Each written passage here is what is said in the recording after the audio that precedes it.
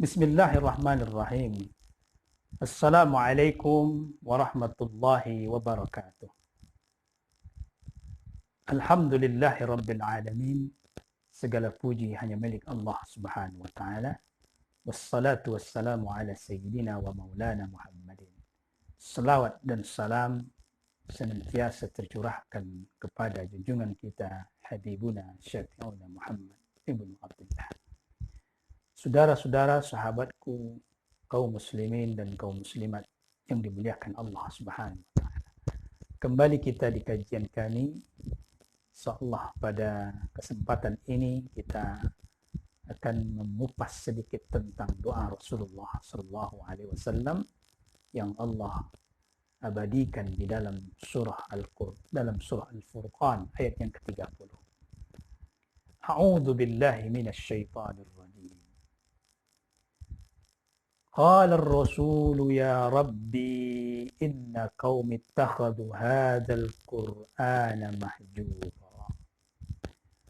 Berkatalah Rasul Nabi Muhammad sallallahu alaihi wasallam, wahai Tuhanku, sesungguhnya kaumku menjadikan Al-Quran ini ditinggalkan, diasingkan, dijauhi. Saudara-saudaraku yang dimuliakan Allah Subhanahu wa taala, seolah-olah Rasulullah sallallahu alaihi wasallam mengancam kaumnya, mengancam umatnya. Seolah-olah Rasul menyampaikan keluhannya kepada Allah Subhanahu wa taala bahwa ada umatku yang mencuekkan Al-Quran, yang mengindahkan Al-Quran, yang menjauhkan Al-Quran. Saudara-saudaraku yang dimuliakan Allah, di ayat yang lain, surah Fussilat ayat 29, Allah jelaskan tentang orang-orang kafir Quraisy yang ketika dibacakan Al-Quran, ketika Rasul menyampaikan ayat-ayat Allah, mereka tidak mau menyimaknya. Bahkan mereka mengatakan, la tasma'u lihadzal Qur'an wa alghaw ilaih la'allakum tuflihun. Jangan kalian simak ayat ini. Jangan kalian perhatikan Al-Quran ini. Palingkan saja wajah kalian, pendengaran kalian, agar kalian menjadi orang yang benar. Begitulah keteguhan orang-orang kafir Quraisy untuk tidak menerima kebenaran yang disampaikan oleh Rasulullah SAW. Saudara-saudaraku yang dimuliakan Allah Subhanahu wa taala, apa yang dimaksud dengan mahjur tadi? Maka para ulama mengatakan bahwa mahjur di sini ada 3 paling tidak. Yang pertama, mahjur fi qiraati, diasingkan, dijauhi membacanya.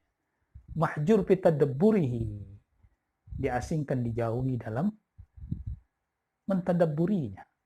Dan yang ketiga adalah mahjur fi tahkim atau fil amal bih, menjauhi dalam berhukum dengan Al-Quran atau mengamalkan Al-Quran. Masing-masing dari yang 3 ini memiliki level-level yang berbeda. Tingkatan baik dalam pelaksanaannya maupun dalam mengenai pahala ataupun ganjaran yang dilakukan. Saudara-saudara yang dimuliakan Allah Subhanahu wa taala. Pertama adalah mahjur fi qiraati, mengasingkan membacanya, menjauhkan dalam membacanya. Banyak orang yang sibuk, yang tak sempat membuka Al-Quran, membaca Al-Quran. Padahal Rasulullah SAW mengingatkan kita, siapa yang membaca 10 ayat aja setiap hari, maka tidak ditulis sebagai orang-orang yang lalai. Dan terus kalau kita membaca sampai mungkin 100 ayat dan begitu seterusnya, akan mendapatkan pahala yang berlimpah tentu. Tapi ada orang yang mungkin dia beragama Islam, ya, tapi dia tak sempat membaca Al-Quran. Dia hanya sempat membaca berita, media, dan segala macam. Ya Zubillah. Alhamdulillah, kita diberikan momen yang sangat luar biasa, yaitu momen Ramadan. Di bulan Ramadan ini, kita dianjurkan memperbanyak Al-Quran, membaca Al-Quran, seperti yang dilakukan oleh kebiasaan-kebiasaan para salaf kita, yang bahkan selain di bulan Ramadan mereka mampu mengkhatamkan Al-Quran. Ada yang setiap 3 hari khatam Al-Quran. Bahkan Imam Syafi'i rahimahullah khatam Al-Quran 60 kali. Bayangkan berarti setiap malam 2 kali. Saudara-saudaraku yang dimuliakan Allah Subhanahu wa taala. Tapi tentu berbeda orang-orang yang sebelum kita dengan kita ketika mengkhatam Al-Quran. Mereka tentu sekaligus mentadaburinya dan sekaligus mengamalkannya. Dan bagaimana dengan kita, saudara-saudara, yang hanya belum tentu mampu mentadaburinya, bahkan membacanya masih enggan. Maka di momen bulan Ramadan, dan pun kita masuk sekarang di momen peringatan nuzul Al-Quran, diperingati setiap tanggal 17 Ramadan, maka mari kita memupuk, menyegarkan, merefresh keinginan kita untuk dekat dengan Al-Quran dengan cara membacanya. Dan jangan sampai kita menjauhnya. Saudara-saudaraku yang dimuliakan Allah Subhanahu wa taala. Kemudian level yang kedua adalah level mentadaburinya. Dalam surah Al-Baqarah ayat 121 Allah Subhanahu wa taala jelaskan tentang makna mentadaburi ini, maksud mentadaburi. Walladzina atainahumul kitaba yatluna haqqa tilawatihi ulaika yu'minuna bih.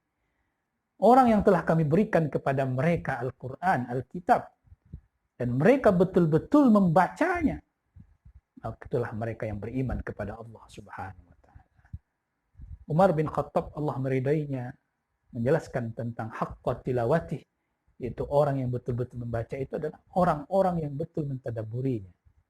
Seperti ketika dia membaca, kemudian bertemu dengan ayat, menjumpai ayat-ayat yang berkaitan dengan rahmat, dia memohon rahmat kepada Allah, memohon surga Allah, memohon keberkahan dari Allah Subhanahu wa taala. Dan ketika bertemu dengan ayat-ayat yang berkaitan dengan azab neraka, dia berlindung kepada Allah Subhanahu wa taala dari itu. Inilah yang dimaksud dengan tadabbur, saudara-saudara. Artinya apa yang dibaca oleh orang tersebut sampai ke dalam hatinya. Maka ini dimaksud dengan tadabbur. Karena kita juga harus berhati-hati. Ada orang yang disampaikan oleh Rasulullah SAW, dia membaca Al-Quran tapi tak paham dengan Al-Quran. Maka kita juga harus berhati-hati. Suatu ketika, saudara-saudara, setelah perang Hunain, Rasulullah dan kaum muslimin dan orang-orang yang beriman dan para sahabat mendapatkan harta rampasan perang berupa unta yang banyak. Pada waktu itu Rasulullah SAW membagikan harta tersebut, tapi dengan cara yang agak aneh. Rasulullah SAW lebih banyak membagikan kepada orang-orang yang baru masuk Islam, orang-orang yang mu'allaf qulubuhum, yang hatinya dijinakkan masuk Islam. Berbeda dengan sebelum-sebelumnya, para sahabat senior malah tidak mendapatkan.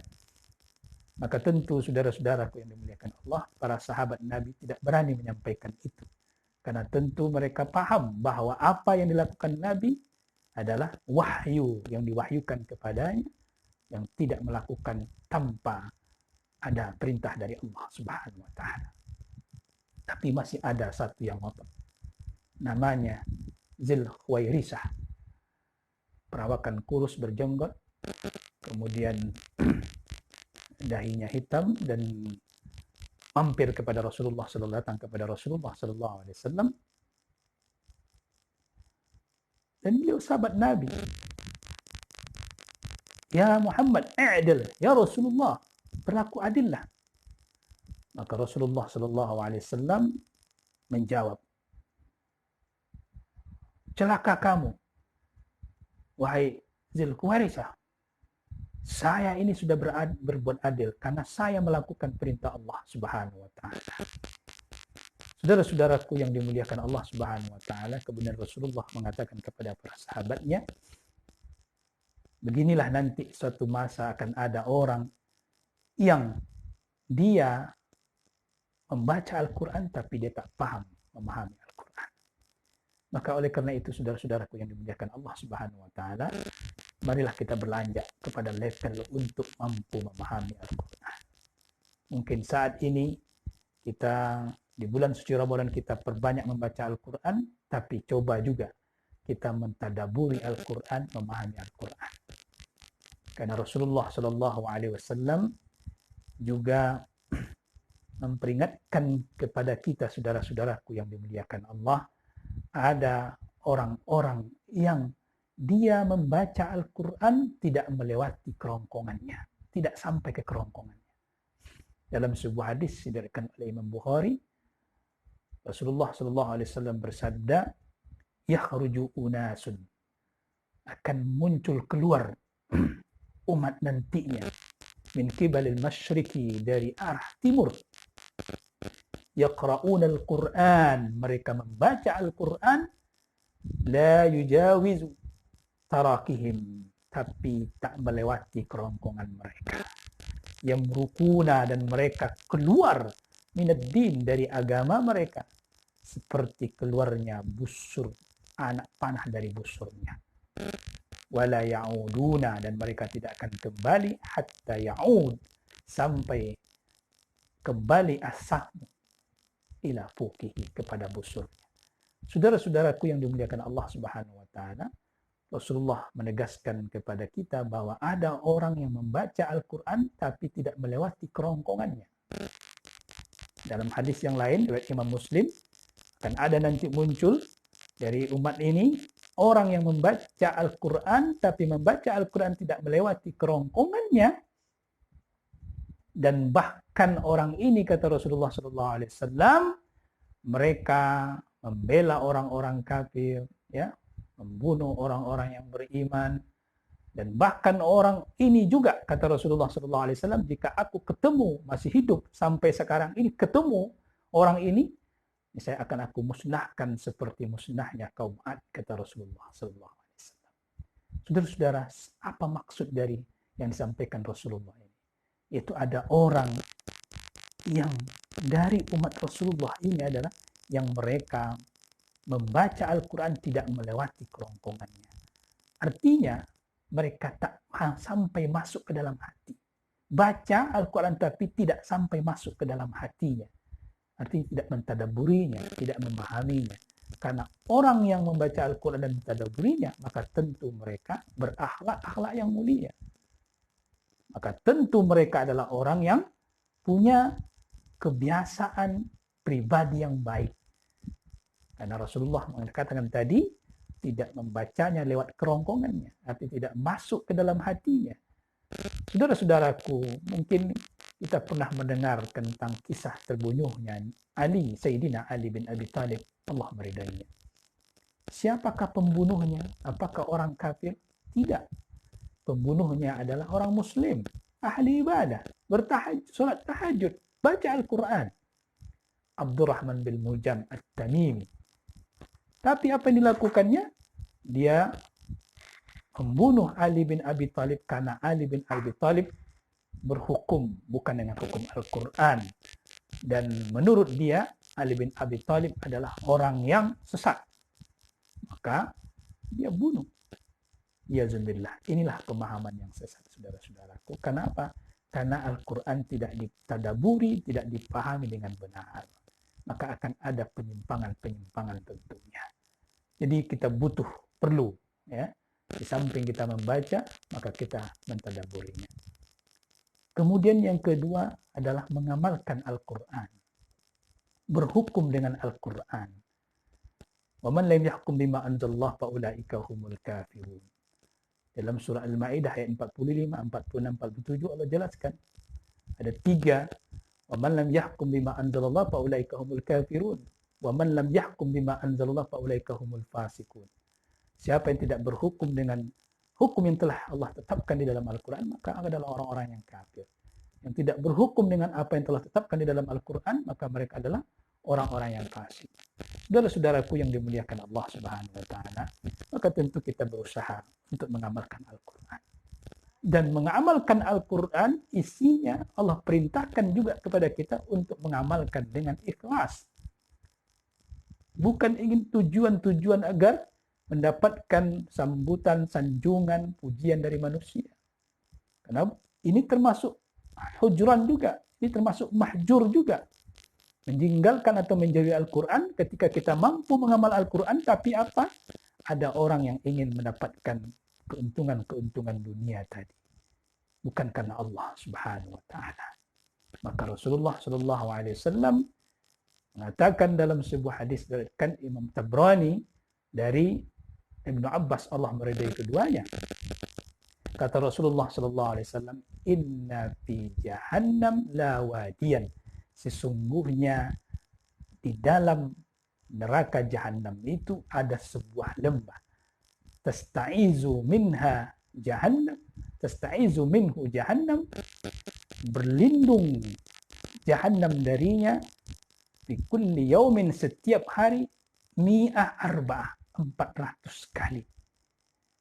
Kemudian para sahabat bertanya, untuk siapakah itu ya Rasulullah? U'idda li ummati Muhammadin, itu dipersiapkan untuk umat Muhammad, lil mura'ina, mereka yang beramal bukan karena Allah Subhanahu wa Ta'ala.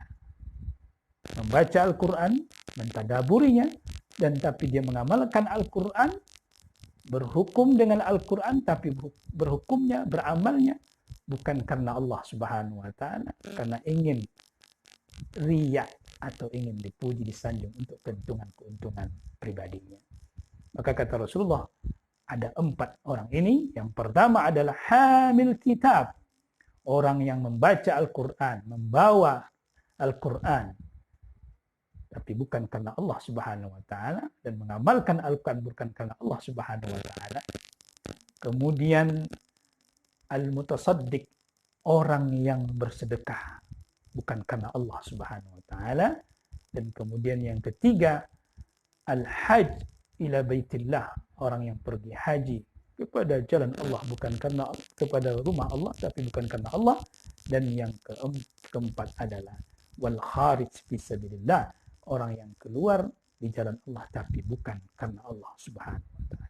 Ya zumbillah, saudara-saudaraku yang dimuliakan Allah Subhanahu wa Ta'ala, berlindung kita dari perbuatan-perbuatan seperti ini. 4 orang ini yang mengamalkan isi Al-Quran tapi bukan untuk Allah Subhanahu wa Ta'ala. Dan bahkan juga Rasulullah mengingatkan kepada kita, berhati-hati bagi ahli Al-Quran yang mereka mampu paham dengan Al-Quran, tetapi mereka ternyata menjadikan Al-Quran itu adalah untuk kepentingan dunia saja, bukan untuk urusan akhiratnya. Dan inilah yang dikhawatirkan juga oleh Rasulullah SAW. Rasulullah mengatakan bahwasanya ada yang namanya lembah Jubul Huzun, lembah kesedihan. Yang lembah kesedihan ini adalah untuk orang-orang Al-Qurra, para pembaca Al-Quran, yura'un, yang mereka yang membaca Al-Quran itu bukan karena Allah Subhanahu wa Ta'ala. Dan bahkan dalam riwayat yang lain disebutkan itu mereka yang senantiasa datang ke pintu penguasa untuk mendapatkan tentunya kepentingan-kepentingan dunia tadi. Ya zumbillah, jika kita menjadikan Al-Quran hanya sebatas untuk kepentingan dunia, tapi tidak kita jadikan sebagai panutan, panduan, pedoman hidup dunia dan akhirat, terutama tentunya untuk menyelamatkan kita dari akhlak-akhlak yang tidak baik, yang rusak, yang sehingga menjerumuskan kita kepada kecelakaan, kebinasaan, dan jubul huzun tadi, itu lembah kesedihan atau lembah yang di dalam neraka tersebut, neraka berlindung darinya. Na'udzubillah, summa na'udzubillah. Saudara-saudaraku yang dimuliakan Allah Subhanahu wa Ta'ala, semoga di momen 17 Ramadan ini, momen peringatan nuzul Al-Quran, kita mampu menjadikan Al-Quran betul-betul sebagai pedoman hidup kita dengan cara membacanya, kemudian mentadaburinya, dan kemudian mengamalkannya, atau berhukum dengan Al-Quran, mengamalkan semua perintah-perintah yang ada di dalam Al-Quran, dan menjauhi semua larangan-larangannya, yang halal dikerjakan, yang haram dijauhi. Dan tentu saudara-saudaraku yang dimuliakan Allah Subhanahu wa Ta'ala, Allah akan meridai kita, merahmati kita, dan kita tidak termasuk dari ancaman atau keluhan yang disampaikan oleh Rasulullah di dalam doanya tadi dalam surah Al-Furqan ayat 30. Semoga bermanfaat. Semoga kita menjadi ahli Al-Quran dan semoga kita menjadi orang-orang yang diridai oleh Allah Subhanahu wa taala. Wa akhiru da'wana subhanakallahumma bihamdika asyhadu an la ilaha illa anta astaghfiruka wa atubu ilaik. Wassalamu alaikum warahmatullahi wabarakatuh. Allahumma salli